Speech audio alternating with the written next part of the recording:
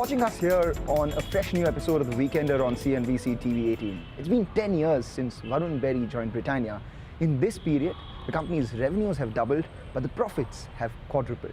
He hasn't spoken to the media in a while, so we thought why not pin him down in his office in Bengaluru and have a conversation, not about the past, but about the future.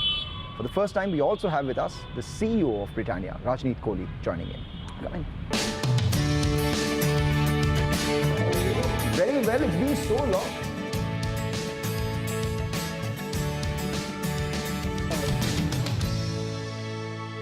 Varun, 10 years at Britannia. I mean, I just was calculating a few years at Pepsi. It's about 17, I guess.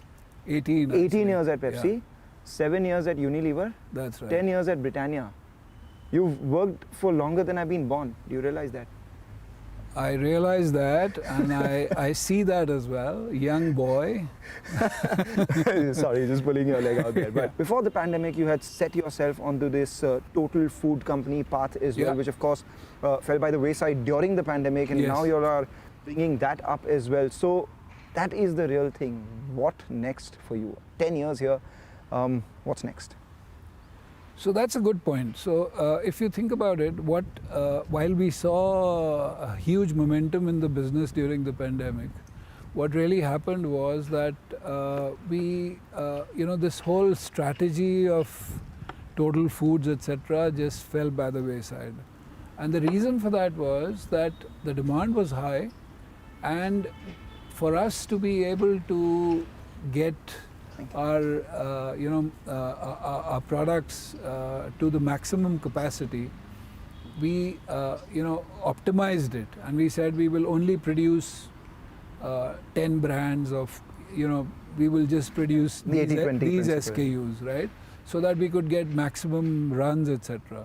So this entire whole, total foods, etc., fell by the wayside. Now getting that back, we have got it back.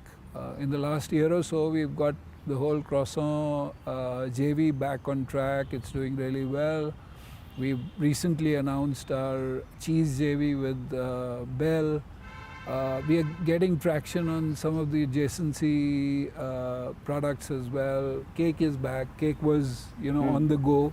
So it was affected very badly during the pandemic. We're getting it back. We've got the momentum there. So now is the time for us to get back on stream with our total foods dream and make sure that we get new products to the fore, we get new connections with consumers, with new offerings, and that's what we are looking forward to. What does the market look like right now for you? I mean, during the pandemic, there was this surge of artisanal players.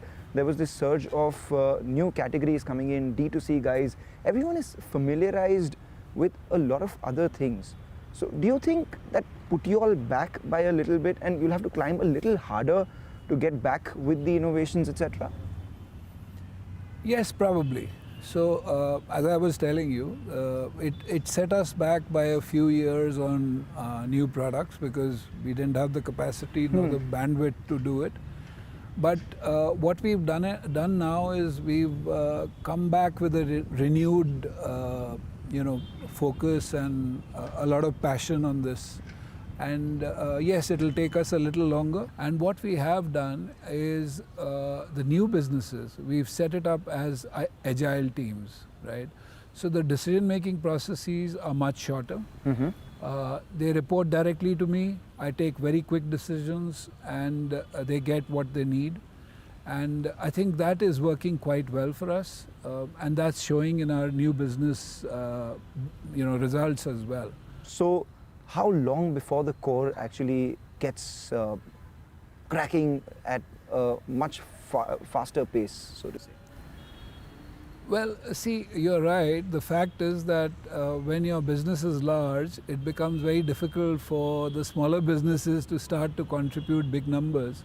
But if each one of these was to contribute 1%, and let's say we had 5 of these, that would mean 5% to the overall business, and that's a big deal.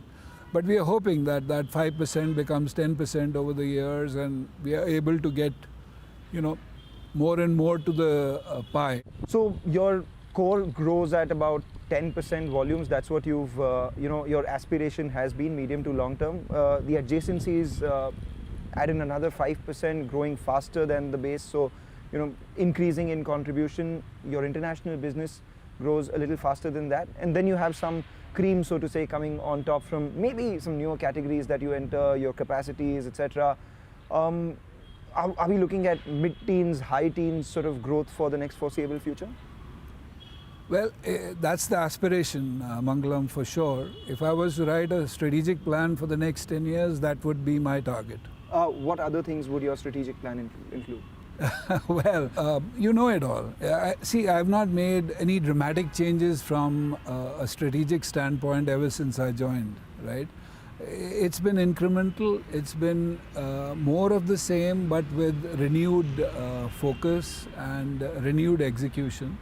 So I would keep the same. It's all about getting into other categories, growing the core, but also getting into new categories, growing those faster, making sure that we will not be able to get the kind of profit growth that we've seen in the past, but making sure that you inch your way up even in profitability. You said that profitability may not grow as fast as it has grown in the past, of course, on account of the high base as well.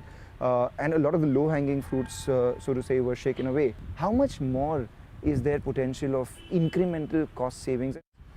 So cost savings, as you know, Mangalam, we've been saving almost 2% for the last 8 years. Yes. Right? And this year it's going to be 2.5%. So I've been asked this question forever. Yes. Right? That, how long are you going to get this 2% out? And we proved it this year that we can even get more than 2%. You're probably going to get 2.5% because the inflation was so high. We really redoubled onto that, saving platform. You've reduced the distance that an average truck of Britannia travels. Yeah. Give me some other examples where you see scope for costs to reduce. So we are a baking company.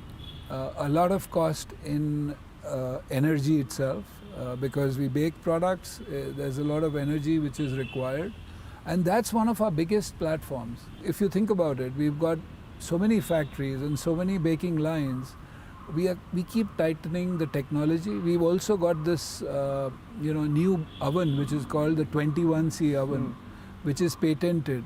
Okay. So all of those things, that's our biggest area of focus. How do we get savings out of the process of baking? The government has come up with some very good initiatives. The PLI scheme, we've invested 611 crores during this period for PLI. That's going to give us some money in the kitty. Similarly, the new technologies that we are bringing are giving us savings, not just from a baking perspective, even from a labor perspective, reducing labor, automating our machines, etc. So now with the gross margin benefits coming to you and all these incremental cost benefits that you are looking at, are we looking at Ebitda back to the 19% plus levels that we once saw during the pandemic when things were good for you in terms of cost and demand?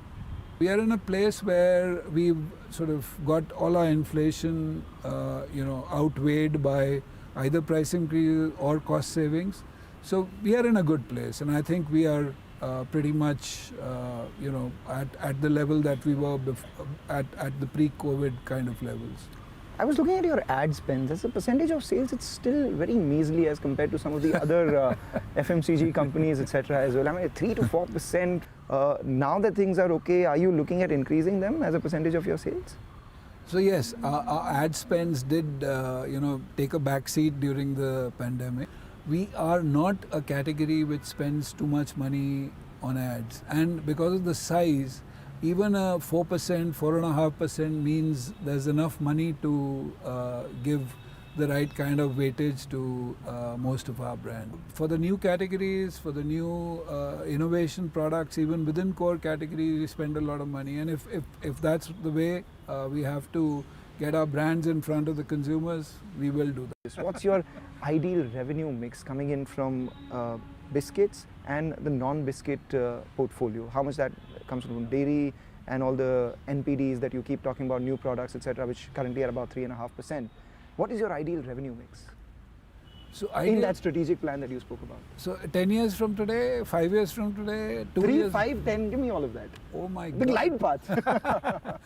Okay, so I would say 3 years, at least 35% of our revenue needs to come from outside of biscuits, right?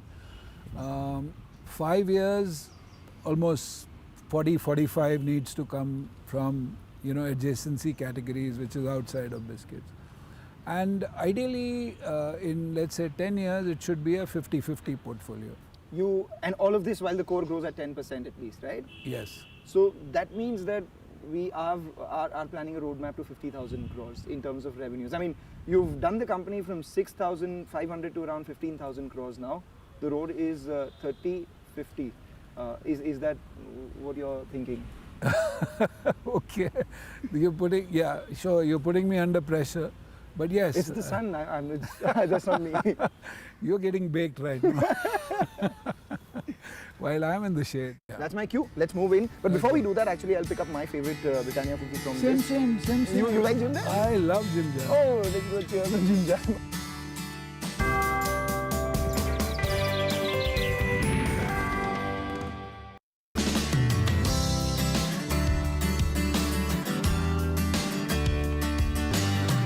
There's this trend of people moving towards healthier products, less sugar, less gluten. Do you think this is a structural mega trend for the next generation of customers? Or do you think this is just one set of customers for which you have to make products? So I think more of the latter. But yes, there is that tip of the pyramid which is looking for very different, very healthy, offerings. So that's what we are looking at. We're looking at differentiated offerings which are there, but not, distributed across the 6.3 million outlets that we get to. How long before UP becomes indexed to the national average that you have, and not just UP, all the other states that you're focusing on, the Hindi belt? So UP is it's the second largest state for us today, right? Or the third largest state after Tamil Nadu and Maharashtra. And just to let you know, we are putting up a mega plant in UP. So with that, and one more piece of information that I want to share with you is that wherever we put up a factory, our share has gone up by at least 4 share points. What are the other places? No, we've got factories all over. No, the new ones which are coming. So I'm calculating the 4% jump there. So we've got one in UP, Tamil Nadu, of course, we've already got a very high share. We've got one factory coming up in Bihar, where also our share is much more than what it is in the other parts of the Hindi belt, but we are looking forward to growth there as well. Overall, Hindi belt, everywhere we've not made the same kind of progress that we made in UP. There are some states where we haven't made enough progress, namely Rajasthan and Madhya Pradesh are two states where we really have to make sure that we get more traction. In fact, just to talk, tell you about my experiences. Rajasthan is the only state where I was down to a village and I was doing a market visit, and I met this outlet owner and I was talking to him. Usually I go and talk to these guys and say, would you buy Britannia products? And everyone says, yeah, if you go to a small village, someone will say, koi aata nahi hai, agar aayega to khareed lenge, Britannia to badi company hai, and all that. But here, the guy didn't know Britannia. He said, Britannia? Wo kya hota hai? We only know Parle G.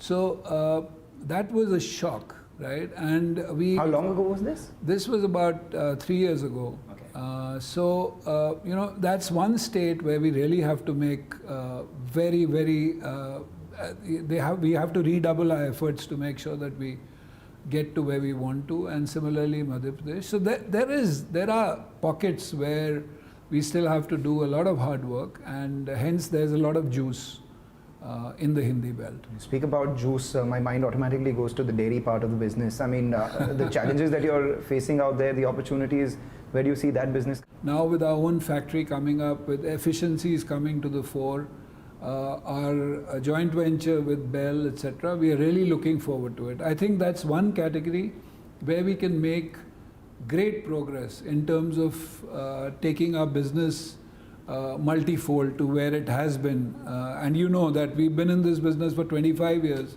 but we haven't even cracked $100 million till now, right? So hopefully with all this happening, the back end, the joint venture and all of that, we should be able to build a reasonably large business for ourselves in dairy. Define reasonably large. So I would say in 5 years we should be touching we should be over 2,000 crores in terms of turnover. They say that, it is difficult to sustain outperformance every time. How do you keep yourself motivated? How does the chairman keep you motivated?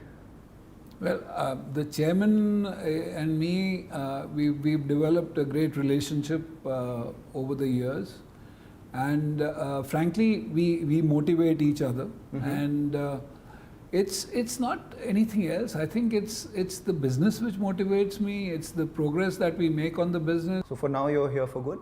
I'm here till I'm enjoying what I'm doing. I think that's what matters to me. And I don't see myself not enjoying this in a hurry. So I'm here, for some years. And are the Wadias here as well for this business? Nothing happening in Britannia, right? They love this business. So Mr. Wadia just loves Britannia. In fact, he tells me that when he wants to relax, he sets up a meeting with us. He says it's so relaxing to have a Britannia meeting, and so he just loves this business, and he's going to be very closely associated with this business for a very long time. Right, and even their future generations, etc., all of them and stuff. You are looking at other parts of the Wadia group, etc., as well. Word on the street is that they consider you as important to the Wadia group as they would consider Mr. Chandra to the Tata group. Is that? I think that's not even a fair comparison. Mr. Chandra has a lot more credibility than I can ever have. You've also given day-to-day responsibilities of the company to Rajneet Kohli. Yes, so he is he's joined us about 3 months ago, and he comes with great credentials with Coke and Domino's. So he's here. He's been wetting his feet and understanding the company and the operations. And yes, he's going to do the day-to-day running of the company while I continue to do the overall tutelage. He's here, so should I take the liberty of, or rather the audacity of asking him to? Yeah, sure. Let's do that. Let's do that. Hey. Hi, Mangalam. How are you? Finally. Yes.